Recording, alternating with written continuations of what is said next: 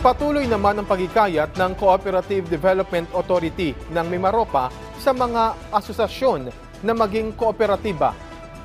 Si Dennis Nebreho ng PIA Mimaropa sa Balitang Pambansa. Hinihikayat ng Cooperative Development Authority o CDA sa rehiyon ng Mimaropa ang mga rehistradong asosasyon na magkonsidera na maging kooperatiba upang makinabang sa mas malawak na benepisyong pang-ekonomiya at panlipunan. Binigyan diin ni CDA Mimaropa Regional Director Alberto Sabarias ang inisyatibang ito sa pinakahuling kaapihan sa Bagong Pilipinas sa Calapan City. Ibinahagi niya na aktibo ang kanilang tanggapan sa pakikilahok sa mga sesyon ng mga sanggunian tulad ng Sangguniang Bayan at Sangguniang Barangay upang ipahayag ang mga pakinabang ng pagiging isang kooperatiba.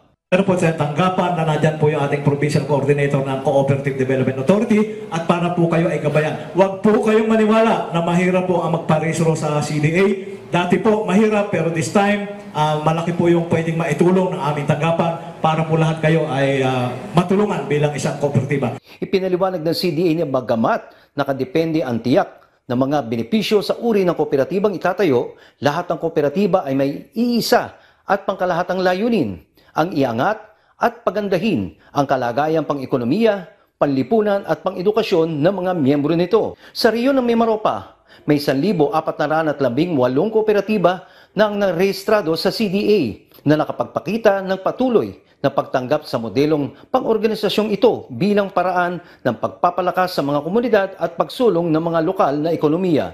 Patuloy na hinikayat ng ahensya ang mga samahan na tuklasin ang pagbuo ng kooperatiba na binibigyan din na hindi lamang ito nagdudulot ng paglago ng ekonomiya kundi pinaglalapit din ang mga miyembro ng komunidad at pinalalakas ang pagtutulungan sa isa't isa.